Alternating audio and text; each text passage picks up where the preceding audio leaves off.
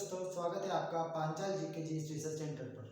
और हमने पिछली क्लास में बात की थी मेवाड़ के इतिहास के बारे में। मेवाड़ के इतिहास में महाराणा कुंभा की बात की थी और महाराणा कुंभा की हत्या कुंभलगढ़ में उसके उनके ही पुत्र उदयकरण या उदा ने कर दी थी 1468 में। और 5-6 वर्षों तक उदयकरण उदा ने मेवाड़ पर शासन किया, लेकिन उनके साथी सरदार थे उनसे नाराज थे क्योंकि उन्होंने उनके पिता की हत्या की थी और वो मेवाड़ की पितृसत्ता कहलाए थे। तो हम बात करेंगे कि उस टाइम पर जब सभी सरदार नाराज थे और उनके भाई थे राईमल, वो अपने ससुराल ईडर चले गए थे। और यहाँ पर किसने शासन किया? उदयकरण उदा ने शासन किया। और उदयकरण उदा की बात करते तो इसने अपने पड़ोसियों को खुश करने के लिए जो मेवाड़ के जागीरे थी परगने थे वह उपहार स्वरूप भेंट कर दिए। किस किस को दिए? तो सिरोही के जो देवड़ा राजा थे देवड़ाओं को उदयकरण उदा ने देवड़ा को आबू दे दिया। मारवाड़ वालों को इसने अजमेर दे दिया। उसके बाद हम बात करते हैं कि कुंभा का भाई आता है सेन सिंह। महाराणा कुंभा का भाई था। भाई कौन था? सेन सिंह। महाराणा कुंभा का भाई था सेन सिंह और सेन सिंह का पुत्र था सूरजमल। सेन सिंह का पुत्र कौन था? सेन सिंह का पुत्र था सूरजमल। और सूरजमल को इन्होंने सांदड़ी की जागीर दे दी थी। सांदड़ी सूरजमल को दे दिया। और इनका जो काका आता है उदयकरण उदा, काका था एक काका सारंगदेव। इनको क्या किया? इनको बेसरोडगढ़ दे दिया।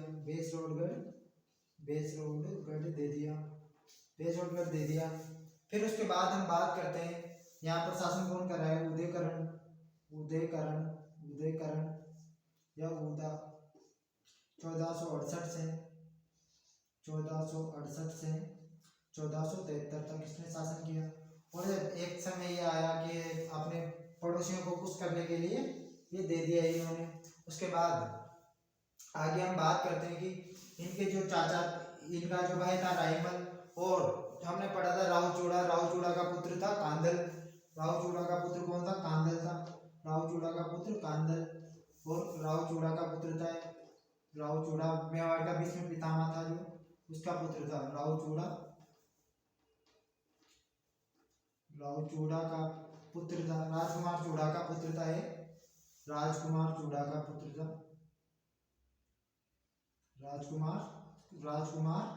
चूड़ा का पुत्र था कांदल। तो जब ये राईमल ईडर में था अपने ससुराल में, ईडर में था राईमल ईडर में था, तो इसने क्या किया? कांदल ने सही समय देखकर राईमल को ईडर से बुला लिया। कहाँ पर? मेवाड़ में बुला लिया। और जो इनके साथी सरदार थे, मेवाड़ के सरदार थे, वो इससे नाराज थे उदयकरण उदा से। तो सभी साथी सरदारों ने मीटिंग की और मीटिंग करके किस पर आक्रमण कर दिया? मीटिंग करके उदयकरण पर आक्रमण कर दिया इन्होंने। उदयकरण पर आक्रमण कर दिया और उदयकरण पर आक्रमण करके इस पर आक्रमण किया, इसको पराजित कर दिया। और पराजित करके उदयकरण उदा यहाँ से भाग गया। और भाग कर कहाँ चला गया? मांडू के सुल्तान गयासुद्दीन की शरण में चला गया। कहाँ भाग गया? भाग कर मांडू के सुल्तान, मांडू कहाँ पर था? मालवा में। मांडू के सुल्तान गयासुद्दीन की शरण में चला गया। गयासुद्दीन की शरण में चला गया है। कहाँ चला गया? गयासुद्दीन की शरण में चला गया। मांडू के सुल्तान गयासुद्दीन की शरण में चला गया। उसके बाद इसने गयासुद्दीन से अपना राज्य वापस दिलवाने के लिए आग्रह किया, तो गयासुद्दीन ने इसका स्वीकार किया और आक्रमण की तैयारियां करने लगे। और आक्रमण करने के लिए मांडू से निकले तो क्या होता है कि कहीं पे भी सेना रुकती है तो एक डेरे बनाए जाते हैं, तंबू बनाए जाते हैं, डेरे या तंबू बनाए जाते हैं। तो एक डेरे से दूसरे डेरे में जाते हुए रात्रि के टाइम पे एक डेरे से दूसरे डेरे में जाते हुए और उदयकरण उदा पर बिजली गिर गई और बिजली गिरने से उदयकरण उदा की मृत्यु हो गई। क्या हो गई? मृत्यु हो गई। तो बिजली गिरने से उदयकरण उदा की मृत्यु हो गई। इसकी यहाँ मांडू चला गया सुल्तान। बिजली गिरने से बिजली गिरने से उदयकरण की मृत्यु हो गई। बिजली गिरने से किसकी मृत्यु? उदयकरण की मृत्यु हो गई बिजली गिरने से। ये डायग्राम बना लो आप। और मेवाड़ में शासक बन गया रायमल। मेवाड़ में शासक बन गया। और रायमल की हम बात करते हैं तो रायमल का समय आता है 1473 से। रायमल का शासक बना 1473 से 1509 ईस्वी तक रायमल ने शासन किया। रायमल ने कब तक शासन किया? 1409 ईस्वी से 1573 ईस्वी तक शासन किया। और रायमल के बारे में थोड़ी सी जानकारी हम प्राप्त कर लेते हैं। रायमल के बारे में देख लेते हैं पहले, या फिर रायमल के युद्ध के बारे में बात कर लेते हैं पहले। तो जो गयासुद्दीन की शरण में गया था, तो गयासुद्दीन ने वापस आक्रमण किया रायमल के ऊपर। वापस किसके ऊपर आक्रमण किया? रायमल पर आक्रमण किया।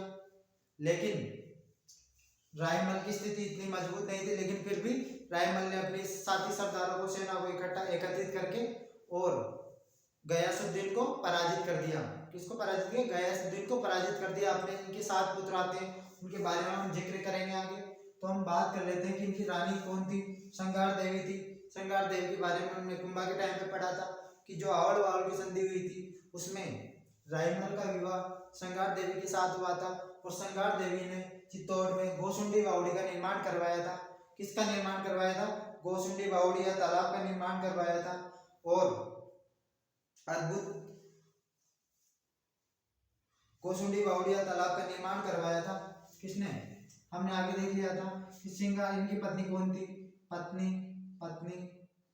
पत्नी सिंगार देवी ने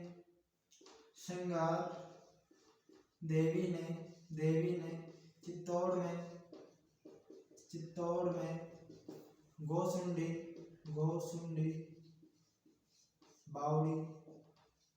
बावड़ी का निर्माण करवाया था।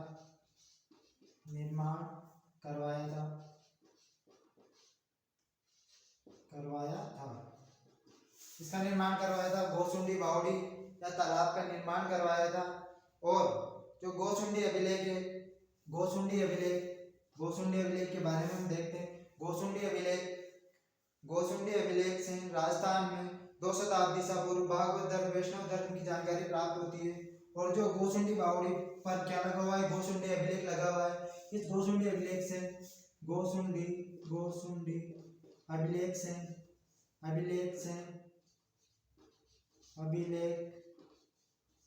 अभिलेख से मेवाड़ राजस्थान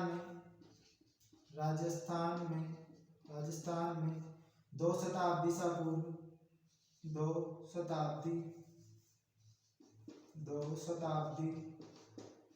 शताब्दी ईसा पूर्व भागवत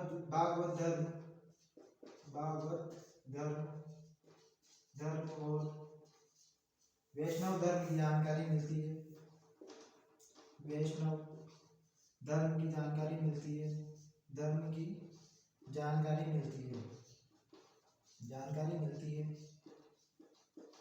लिखो इसको। और एकलिंगनाथ जी का मंदिर है। एकलिंगनाथ जी का मंदिर कहाँ है? कैलाशपुरी नागधाम में है। हमने बात की थी एकलिंगनाथ जी के मंदिर का जीर्णोद्धार करवाया था। एकलिंगनाथ जी के मंदिर का जीर्णोद्धार किसने करवाया था? तो रायमल ने एकलिंगनाथ जी के मंदिर का जीर्णोद्धार करवाया था। एकलिंगनाथ मंदिर का पुनर्निर्माण करवाया था, जीर्णोद्धार करवाया था।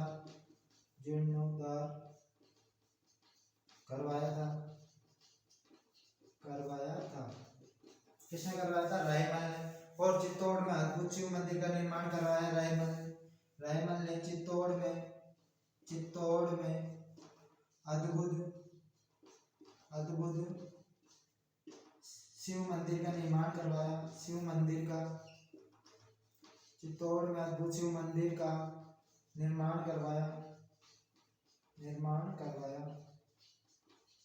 लिखो, चित्तौड़ में अद्भुत शिव मंदिर का निर्माण करवाया रायमल ने।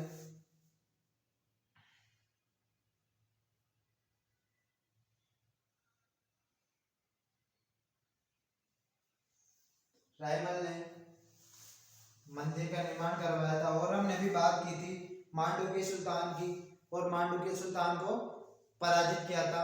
मांडू के सुल्तान को पराजित किया था किसने? रायमल ने। रायमल ने मांडलगढ़ के समीप मांडू के सुल्तान को पराजित किया था। तो रायमल ने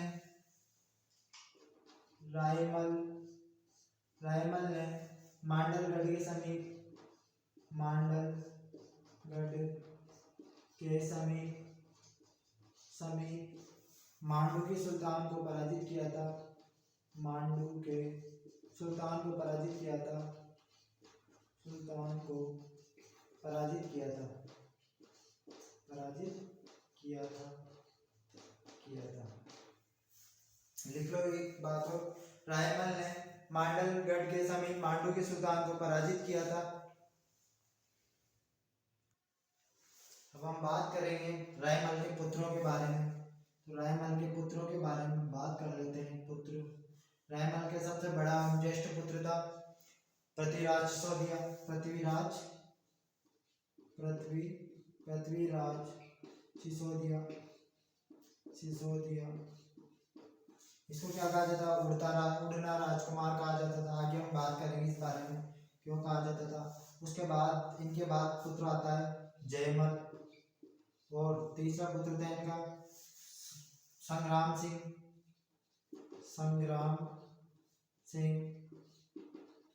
इनका तीसरा पुत्र आता है संग्राम सिंह। संग्राम सिंह के बाद जैसा किशनदास।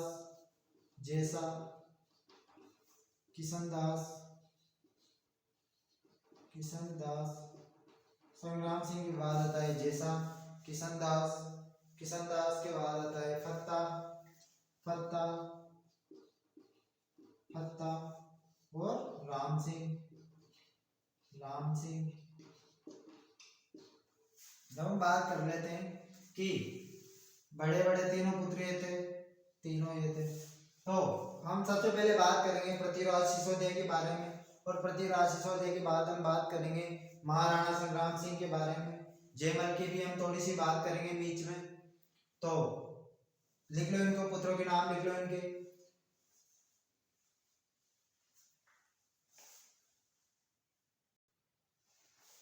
हम बात कर लेते हैं कुंवर पृथ्वीराज सिसोदिया की। अभी शासक यही है, शासक रायमल ही है। कुंवर पृथ्वीराज सिसोदिया।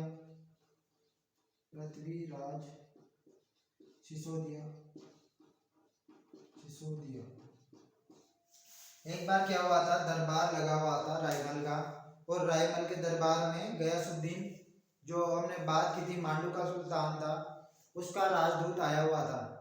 कहाँ पर आया हुआ था? रायमल के दरबार में आया हुआ था, और वह आकर के क्या मांग रहा था? कर, टैक्स देने की बात कर रहा था रायमल से कि आप ठीक है युद्ध जीत के तो ठीक है, कोई बात नहीं, आप शासन करो यहाँ पर, लेकिन क्या करना पड़ेगा? आपको टैक्स देना पड़ेगा। किसको? हमारे सुल्तान को, गयासुद्दीन को टैक्स देना पड़ेगा। लेकिन तो रायमल उनसे आग्रह कर रहे थे, या फिर आक्रमण की धमकी दे रहा था दूत। तो रायमल क्या कर रहे थे? उससे थोड़ा आग्रह कर रहे थे कि टैक्स में थोड़ी छूट दे दो, ये कर दो। तो उस टाइम पे क्या आ गए? पृथ्वीराज सिसोदिया दरबार में आ पहुंचे।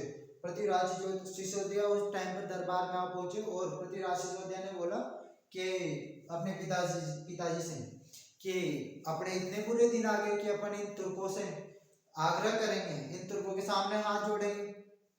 तो ये बात उस दूत को बुरी लग गई, और वो दूत उसी समय वहां से आग बबूला होकर क्रोधित भी होकर गया, उसके दरबार में आया था। तो क्रोधित होकर के और वहीं पर युद्ध की चुनौती दे दी उसको, रायमल को, कि राणा जी अब आपको युद्ध झेलना पड़ेगा। तो युद्ध की चुनौती दे दी। अब दूत तो चला गया, और गयासुद्दीन ने आक्रमण की तैयारी भी कर ली, मेवाड़ पर आक्रमण करने की। तो फिर रायमल ने पृथ्वीराज को डांटा कि जैसे तैसे काम बनने ही वाला था, तो तेने आके काम बिगाड़ दिया। तो उसी टाइम पे पृथ्वीराज सिसोदिया ने प्रण लिया, एक प्रतिज्ञा ली कि मैं गयासुद्दीन को आपके पैरों में लाके पटक दूंगा, क्या करूंगा कि आपके चरणों में लाके उसका सिर झुका दूंगा। तो अब ये प्रतिज्ञा थोड़े समय में तो पूरी हो नहीं सकती थी, क्योंकि गयासुद्दीन मांडू का सुल्तान था, उसके पास बड़ी सेना थी, उसके पास बड़ी आर्मी थी। तो क्या पृथ्वीराज चौहान ने अपना दिमाग लगाया और पृथ्वीराज चौहान ने अपने जो मुख्य सेनापति थे, इसके पास अलग ही आर्मी थी, कुंभलगढ़ में आर्मी, इसकी अलग आर्मी थी कौन, पृथ्वीराज सिसोदिया की, और वो कुंभलगढ़ में रहा करती थी। उसका जो भी खर्च था वो पृथ्वीराज सिसोदिया वहन करता था। तो क्या किया कि जो अपने अपने मुख्य सेनापति सेलेक्ट किए इसने, और पांच सैनिकों की टुकड़ियां बनाई, 5-5 सैनिकों की टुकड़ियां बनाई। और जब ये आक्रमण करने के लिए निकल चुका था मांडू से और मांडलगढ़ के समीप या इसके आसपास कहीं पहुंचा हुआ था, तो इसने क्या किया, पृथ्वीराज सिसोदिया ने रात में ही वहां पर हमला बोल दिया, सोई हुई सेना पर रात में हमला बोल दिया। और जब सेना को पता चला कि आक्रमण हो गया है, जब तक सेना संभली तो इसने गयासुद्दीन को अरेस्ट कर लिया, गिरफ्तार कर लिया तलवार की नोक पर, उसकी गर्दन पर तलवार रख दी। तो फिर अपना राजा गिरफ्तार हो जाए, उसके गर्दन पर तलवार रख दे कि अगर तुम कुछ करोगे तो राजा को सल्टा देंगे। तो क्या करेगी सेना कुछ नहीं करेगी। सेना ने हथियार डाल दिए और इसको गिरफ्तार करके गयासुद्दीन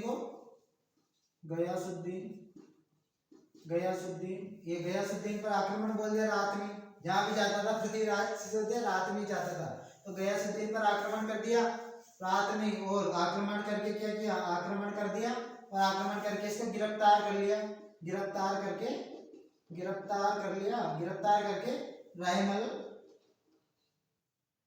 रायमल के कदमों में लापट गए इसको, और अपनी प्रतिज्ञा पूरी कर ली भैया पृथ्वीराज सिसोदिया ने तो दिमाग लगा के। तो इसको 1 महीने तक चित्तौड़ की जेल में रखा था, गिरफ्तार करके जेल में रखा था इसको, और जेल में रख करके और इससे कुछ दंड वंड वसूल किया थोड़ा, उसके बाद इसको छोड़ा था। किसने, पृथ्वीराज सिसोदिया ने इससे दंड वसूल किया, उसके बाद इसको छोड़ा। हम पृथ्वीराज सिसोदिया की और बात कर लेते हैं। महाराणा कुंभा की एक बहन थी रमाबाई, कुंभा की पुत्री थी, कुंभा की पुत्री रमाबाई, कुंभा की पुत्री थी रमाबाई। और रमाबाई रायमल की बहन लगती थी, और सिसोदिया की कुंवर पृथ्वीराज सिसोदिया क्या लगेगी, बुआ लगेगी। और इनका विवाह कहाँ हुआ था, इनका विवाह सौराष्ट्र के गिरनार के राजा मंडलिक से हुआ था। मंडलिक से इनका विवाह हुआ था, किसका, रमाबाई का विवाह हुआ था। सौराष्ट्र के राजा मंडलिक से रमाबाई का विवाह हुआ था। और इनको ये रमाबाई को परेशान किया करता था, कौन, मंडलिक रमाबाई को परेशान करता था। तो इसकी सूचना किसको मिली, कुंवर पृथ्वीराज सिसोदिया को। और वहां भी इसने अपनी सेना उठाई, आर्मी उठाई और सौराष्ट्र पर आक्रमण कर दिया। और आक्रमण किया, रात्रि में आक्रमण करता था, रात में सौराष्ट्र पर आक्रमण कर दिया। और इसने आक्रमण किया, इसको घेर लिया। मंडलिक ने क्या हुआ, माफी मांगी इससे, लेकिन इसका आधा कान काट लिया, किसने, इसका आधा कान काट लिया पृथ्वीराज सिसोदिया ने, और अपनी बुआ जी को लिया वहां से और वापस आ गया कुंभलगढ़। और इनको रमाबाई को जावर का परगना दिया, इनके खर्च के लिए, इनका खर्च जीवन यापन करने के लिए इनको रायमल ने जावर का परगना दिया। तो ये बात देखो, इंपॉर्टेंट बात है कि रायमल ने रमाबाई को जावर का परगना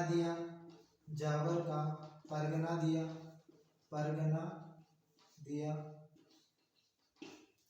किसको दिया, रमाबाई को जावर का परगना दिया रायमल ने।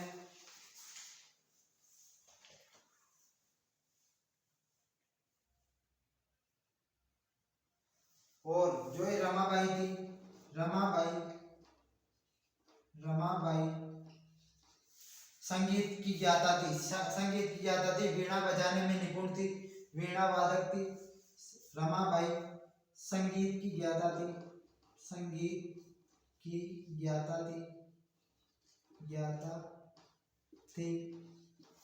यह वीणा वादक थी, संगीत की ज्ञाता थी और वीणा वादक थी। इसलिए इसको वागीश्वरी कहा जाता था। क्या रमाबाई को क्या कहा जाता था? इसलिए इनको वागीश्वरी कहा जाता था,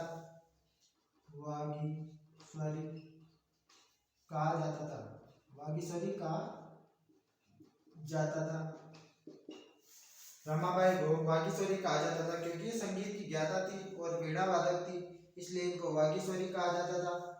लिख लो इनको।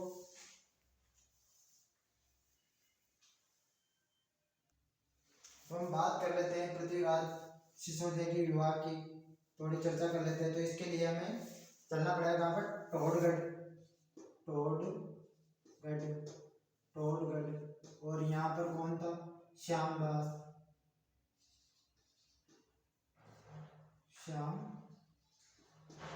जी। यहाँ पर कौन था? श्यामदास था। यहाँ का शासक कौन था? श्यामदास। श्याम सिंह था यहाँ पर। यहाँ का टोडगढ़ का शासक था श्याम सिंह। और यहाँ पर किसने आक्रमण किया इस पर? श्याम सिंह पर। जो एक मल्लूखा आता है, मल्लूखा पठान था, अफगानी था। इसने टोडगढ़ पर आक्रमण किया और टोडगढ़ पर अपना अधिकार कर लिया। तो ये श्याम सिंह रायमल के पास आ जाते हैं। श्याम सिंह किसके पास आ जाते हैं? रायमल की शरण में चले जाते हैं श्याम सिंह। और रायमल ने श्याम सिंह को बदनौर का परगना दे दिया और अपना सामंत बना लिया। श्याम सिंह को रायमल ने बदनौर का परगना दे दिया और अपना सामंत बना लिया। कौन सा परगना दिया? बदनौर का परगना दे दिया। अब श्याम सिंह के बाद बात आती है अपने कि इनके मृत्यु के बाद यहाँ का इनका उत्तराधिकारी बनता है सुल्तान सिंह। और इनकी एक पुत्री आती है जो उसका नाम आता है, इसकी बहन थी, उसका नाम था तारा। और ये बहुत ही सुंदर थी। इसकी सुंदरता के चर्चे पूरे मेवाड़ में फैले हुए थे। तो इस पृथ्वीराज का भाई आता है जयमल। और जब इसने सुना तारा के बारे में कि उनकी राजकुमारी बहुत सुंदर है, तो जयमल ने इससे विवाह के लिए बोला सुल्तान सिंह से। जयमल ने विवाह के लिए बोला तारा से, लेकिन मेरी एक शर्त है, मैं विवाह तो करूंगा लेकिन उससे पहले मैं देखना चाहता हूँ कि कितनी सुंदर है। तो सुल्तान सिंह ने बोला जयमल से कि हमारे राजपूतों में एक प्रथा होती कि शादी से पहले कन्या को नहीं देखा जाता, शादी से पहले कन्या को नहीं दिखाते। तो हम शादी कर देंगे, आप शादी कर लो, लेकिन हम दिखाएंगे नहीं विवाह से पहले। तो ये जवाब पाकर जयमल ने बोला कि हमारे सामंत और हमसे हमारा कहना नहीं मान रहे, अब तो हम कहेंगे वही होगा। तो ये बात नहीं मानी। तो जयमल ने अपने घर वालों को, पृथ्वीराज को, इनको किसी को बिना बताए और सुल्तान सिंह पर अटैक कर दिया। और अटैक करने के लिए जा रहा था, उससे पहले सुल्तान सिंह को पता चल गया। अब आत्मसम्मान वाली बात आ जाती है, क्योंकि इन्होंने इनको शरण दी थी, तो ये जयमल से लड़ना उचित नहीं समझते थे। क्या नहीं समझते थे? उचित नहीं समझते थे। तो इन्होंने बदनौर में जो भी अपने सामान चट्टे से सब कुछ पैक किए और बदनौर से जाने लगे। लेकिन पीछे से जब ये जयमल पहुंचा तो इन्होंने बदनौर पूरा खाली कर दिया था। तो इन्होंने इनका पीछा किया। तो एक रात्रि में एक गांव पड़ता है, वहां पर ये ठहरे हुए थे, तो वहीं पर आ पहुंचा। तो इसका भाई आता है एक रतन सिंह। इसका भाई था एक रतन सिंह। तो सुल्तान सिंह ने रतन सिंह से बोला कि यार पास में आ गया है, तो कुछ जुगाड़ करो। तो रतन सिंह गया किससे? जयमल से मिलने। और जाते हैं, राजा का पुत्र था, राजकुमार था, तो जाते अपन सजदा करते हैं ना, तो ठीक है, उसके सामने पास में जाकर के गर्दन झुकाई और अपनी तलवार निकाल कर और जयमल की गर्दन वही धड़ से अलग कर दी, जयमल का सर धड़ से अलग कर दिया। और तो अब उसको मार देंगे तो इसकी आर्मी बची ना, तो इसकी आर्मी ने रतन सिंह को सल्टा दिया, इसकी आर्मी ने किसको सल्टा दिया, रतन सिंह को। तो जयमल और रतन सिंह की दोनों की मृत्यु हो जाती है, यहाँ पर मृत्यु, और रतन सिंह की भी मृत्यु हो जाती है। और इसकी जो आर्मी होती है वो भाग जाती है वापस। और राव सुल्तान था, ये सोलंकी थे, ये सोलंकी थे, सोलंकी था।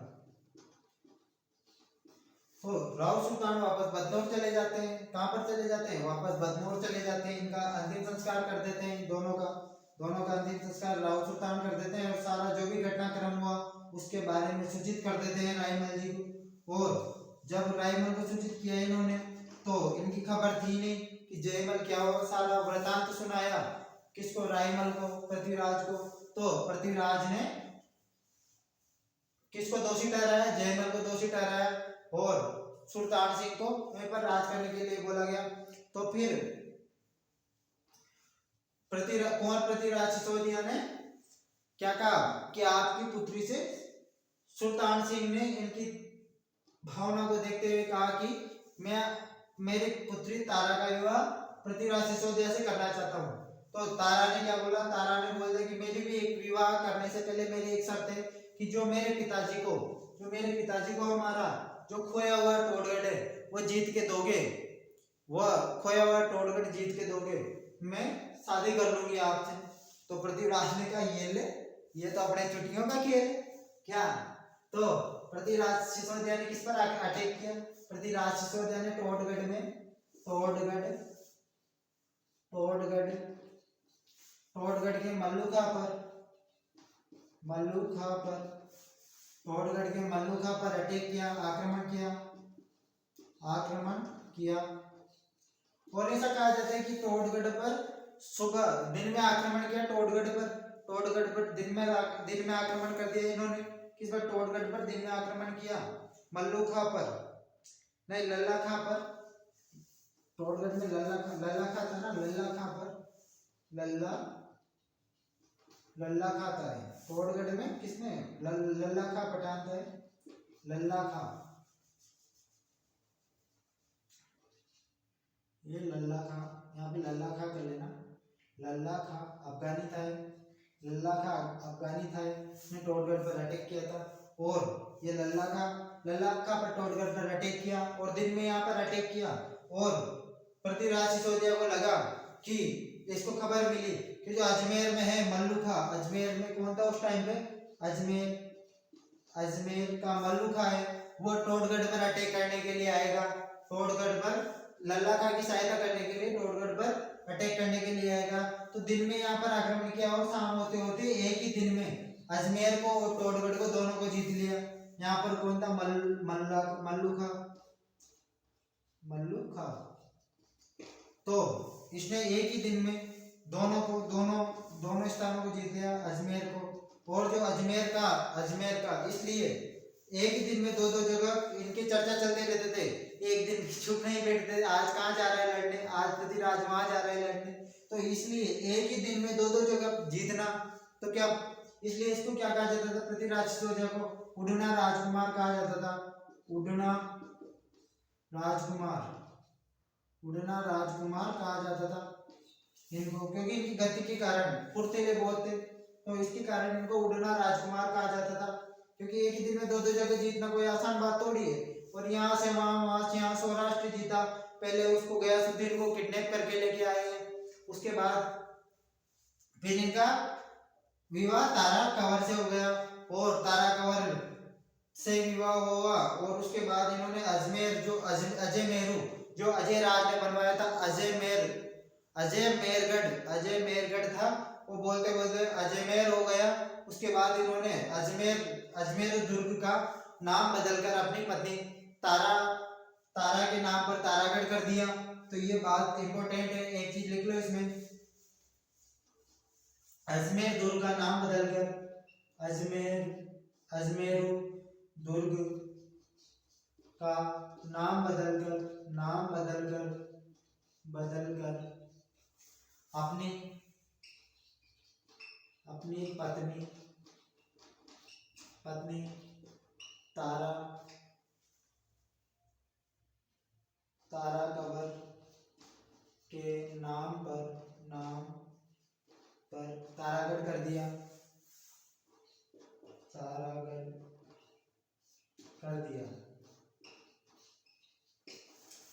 अपनी पत्नी तारागढ़ कर दिया।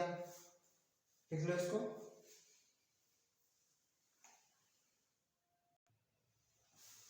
अब हम बात कर लेते हैं कि इनके चाचा थे सारंगदेव। इनके चाचा का नाम सारंगदेव और सूरजमल। सारंगदेव और सूरजमल की बात कर लेते हैं। सारंगदेव को बेसोटगढ़ दिया था और सूरजमल को सांदड़ी दिया था उदयगढ़ मुद्दा ने। तो इन्होंने बोला कि या तो हमारे सामंत बनो या फिर हमारा जो क्षेत्र है वापस लौटाओ। तो पृथ्वीराज उड़ना राजकुमार ने उन पर अटैक किया, लेकिन नासिरुद्दीन के साथ मिलकर उन्होंने किस पर अटैक कर दिया? मेवाड़ पर अटैक कर दिया। नासिरुद्दीन जो मांडू का सुल्तान बन गया। गयासुद्दीन के बाद मांडू का सुल्तान कौन बन गया? नासिरुद्दीन। तो नासिरुद्दीन के साथ मिलकर के रायमल पर अटैक कर दिया, मेवाड़ पर। तो जब रायमल युद्ध हारने वाले थे तो उसके बीच में ही जो उड़ना राजकुमार थे, जो पृथ्वीराज सिसोदिया थे, वो बीच में ही युद्ध में आ गए और युद्ध का काया पलट कर दिया। मतलब जो युद्ध जीतने वाले थे तो उनको पराजित कर दिया। उसके बाद नासिरुद्दीन को पराजित कर दिया। सूरजमल सादड़ी चले गए और वो भी सादड़ी चले गए। उसके बाद क्या हुआ कि जब युद्ध हो रहा था तो बीच में जब शाम को टाइम होता है ना, तो अपने काका सारंगदेव के पास चले गए। ये पृथ्वीराज अपने काका सारंगदेव के पास गए और सारंगदेव के पास जाकर के बात करने लगे। ऐसे बातें चीतें होती थी पहले क्या होता था कि युद्ध के टाइम ही युद्ध होता था, बाद में आपस में बोलो करो कुछ भी करो, बातें करते थे आराम से, कोई दिक्कत नहीं। खाट पे बैठे हुए थे। तो एक दिन क्या किया कि पृथ्वीराज ने बोला कि चाचा खाना मैं आपके साथ ही खाऊंगा, पता नहीं युद्ध में क्या हो जाए। और पृथ्वीराज बोला कि दे दादो क्या मतलब आ रहा है, क्यों युद्ध कर रहे हो, हम तो हरा देंगे आपको। कि नहीं वो तो युद्ध के मैदान में ही देख लेंगे, तो कि खाना खाते हैं। तो जब काकी खाना लेकर आई और पृथ्वीराज के लिए खाना लेकर आई, तो फिर चाचा भी उसी थाली में खाना खाने लगा। तो चाची ने थाली वापस उठा ली। क्यों उठा ली? फिर पृथ्वीराज ने बोला कि ऐसा क्यों हुआ? तो काका ने सारा वृत्तांत बताया कि काकी ने इस खाने में तेरे लिए जहर मिलाया हुआ था। क्या मिलाया हुआ था? जहर मिलाया हुआ था। अबे तेरी काकी है, इसको क्या फर्क पड़ता है तू मर जाए तो? कोई फर्क नहीं पड़ेगा। लेकिन मेरा तो रक्त संबंध है ना, मैं तुझे जहर देके थोड़ी ना मार सकता हूँ। क्यों मारूंगा मैं तुझे? क्योंकि रक्त संबंध है, काका भतीजा का प्यार अलग ही होता है। तो उस टाइम की कहानी आ जाती है। उसके बाद हम देख लेते हैं इनकी मृत्यु के बारे में, थोड़ी चर्चा कर लेते हैं। इनकी एक बहन आती है आनंदाबाई। सिरोही की देवड़ा शासक सिरोही के आनंदाबाई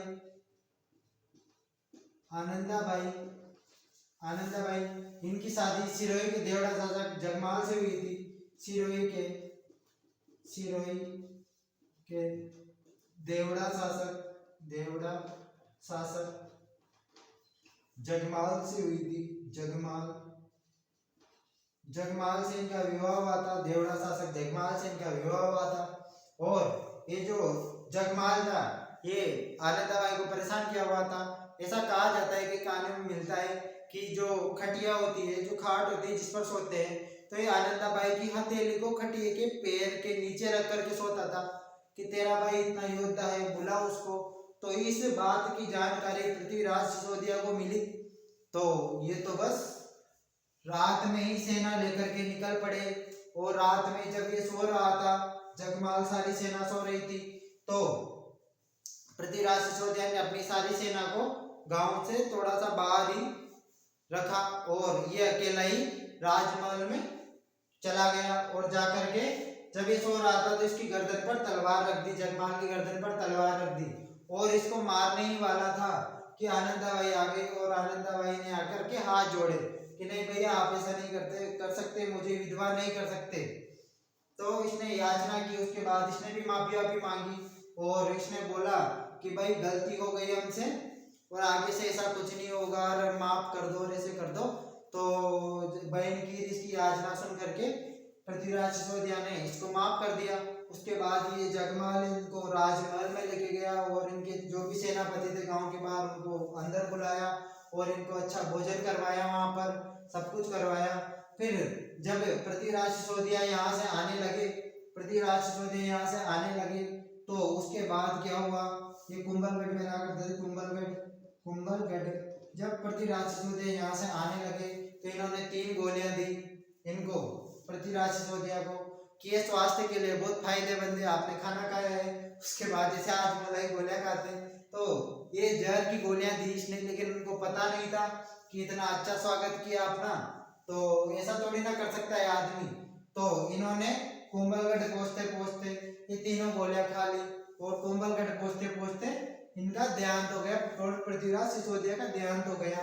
और लिखने वाली बात इसमें यह है कि लिखो कि कुंभलगढ़ में पृथ्वीराज सिसोदिया की छतरी बनी हुई है। अब छतरी बनती है, छतरी बनाते मर जाते, समाधि वगैरह बनाते ना, तो पृथ्वीराज सिसोदिया की छतरी कहाँ पर है, कुंभलगढ़ दुर्ग में। कुंभलगढ़ में पृथ्वीराज सिसोदिया की छतरी बनी हुई है, पृथ्वीराज सिसोदिया की छतरी बनी हुई है, सिसोदिया की छतरी बनी हुई है, छतरी बनी हुई है।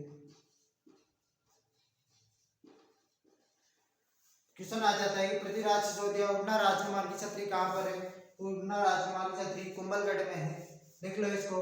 आगे हम बात करेंगे संग्राम सिंह के बारे में अगली क्लास में, और हम बात करेंगे कि पृथ्वीराज सिसोदिया ने संग्राम सिंह पर भी अटैक किया था और जिसमें उनकी एक आंख चली गई थी, किसकी, राणा सांगा के बारे में हम अगली क्लास में बात करेंगे।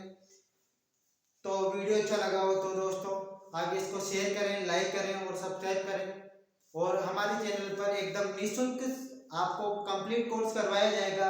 ये नहीं है कि एक क्लास डाल दी और फिर कुछ नहीं डालेंगे, लेकिन यहाँ पर कोई आपसे शुल्क नहीं लिया जाएगा। आप ऑफलाइन पढ़ने भी आओ, जब भी आपको कोई शुल्क नहीं लिया जाएगा।